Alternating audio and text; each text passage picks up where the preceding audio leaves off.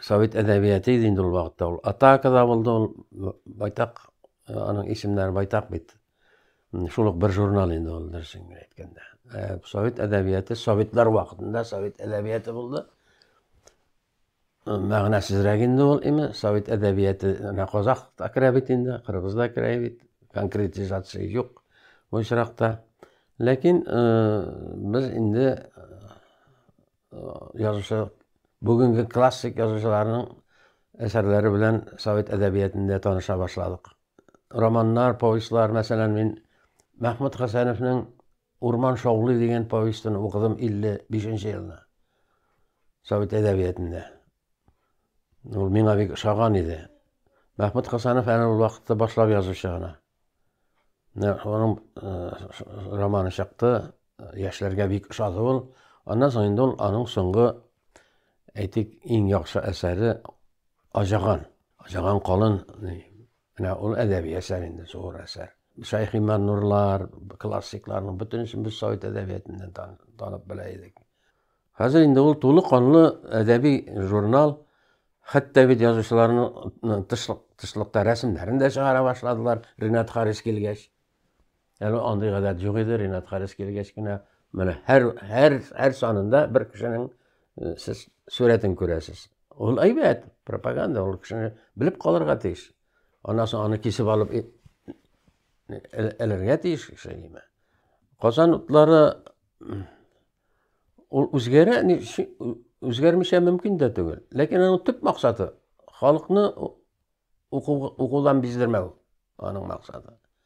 Кызганыч ки, тиражлар бик нык кимеде, ул 120 меңгә килеп җиткән иде. Казан утлары Рафаэль Мустафин заманында. Уйлап карагыз әле. Бүгенге көндәге үзен татар санаган кеше берничә журнал алдырырга тиеш. Казан утлары иң беренче. Казан утлары тырыша инде аларга мактарга кирәк, мактарга гына кирәк, ләкин әдәби әсәрләрдә дә үзгәрешләр бар.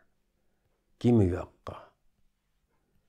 Мәсәлән, мин эзлим инде хикәяне инде берәр миңа ошаган хикәя чыкса ярар иде. Бик укый башлыйм да, миңа ошасын гына.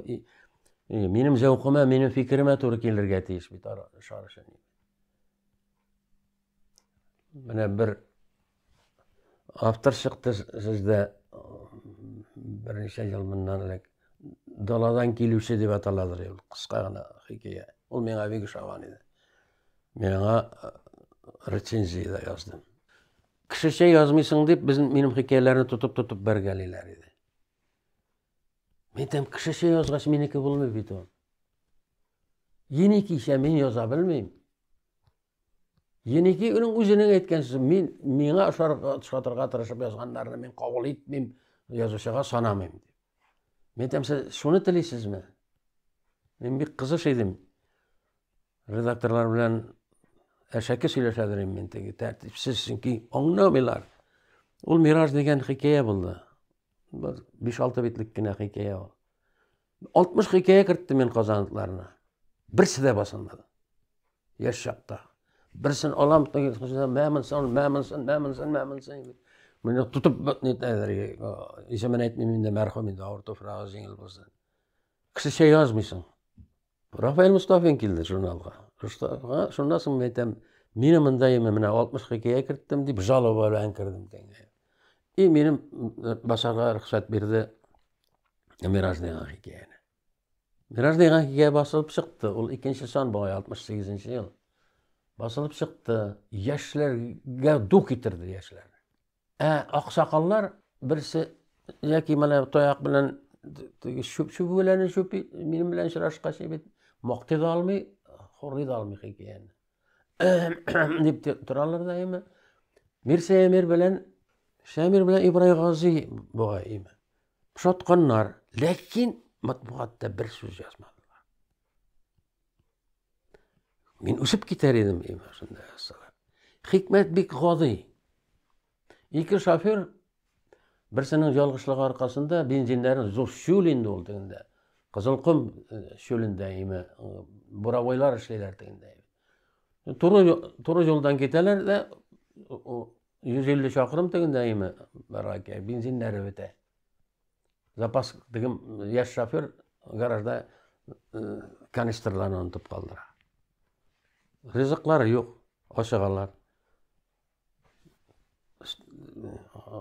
Ісі, анда кіріп қарайлар, мұнда кіріп қарайлар. Айда жаяу кетек деп енді тартқалашалар. Бірсі айта, жоқ, бірсі мираж көрінеді. Шәһәрләр көрінеді. Әне бит шәһәр жақын ғана айда. Жоқ, ол мираж бармық біз ол жаққа. Шонан соғыша башлайлар. Мұнда барық дейді, әне теңде. Шөл бүрілері жүре тұрған жаққа барық. Онда қышлақлар болырға тиіс. Шонан соң бір жыл білән кете, миражға таба кете. Бірсі бет бүрілер жағына таба кете. Мұнсы исен қала, тегісі ақылдан яза. Бітті хикая. Бітті хикая. Бұл нәрсе, бұл хикая түгіл бұл дейлер. Яшілерге емі, ұра көтеріп жерділер мұна. Әгер де мен шушы жол бойынша кеткен болсам, мені кіші жазмайсам, мен енді бек көп ондай әсерлер жазған болар едім. Әм мені ялғыз жолдан жіберділер, дұрысыңыз еткенде кіші жаза башладым мен. Шүртім шықты. Кіші жаза башлаған едім. Миражлы кебекләрне берничә хикәя бастырдым. Алары да шау-шу кузгатты. Хикмәт нәрсәдә? Хикмәт мираж. Мені кайбер органнарга да чакырдылар бу хикәям өчен. Коммунизм ул ялган дигән сүз. Ул һәлакәт дигән сүз. Авыр булса да шу юлдан кетәргә кирәк. Кышлаклар шул якта, бәхет шул якта. Бұл коммунизмнің әлі 80-ші жылға коммунизмға жетеміз деп шашқанша Хрущевның. 80-ші жылда коммунизмға жетіп аяқ салындырамыз біз. Ақмақлық. Ана соң тағын бірнеше хикая бастырдым, онса да бұталыш кетіп шығарды. Қойбір органнарда емен. Қырым татарларын жақлап жазған емен. Ол уақытта Қырым татарларын жақларға ярамайды. Менә минем беренче хикәям менә шушындай язмышта иде. Мин аны китаптан китапка кертә барам.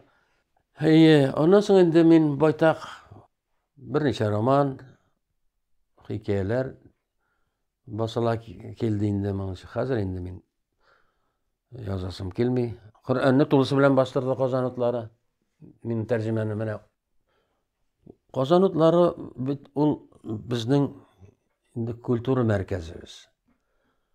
Культура мәркәзенә ул без ишекне ачып карарга куркадырык.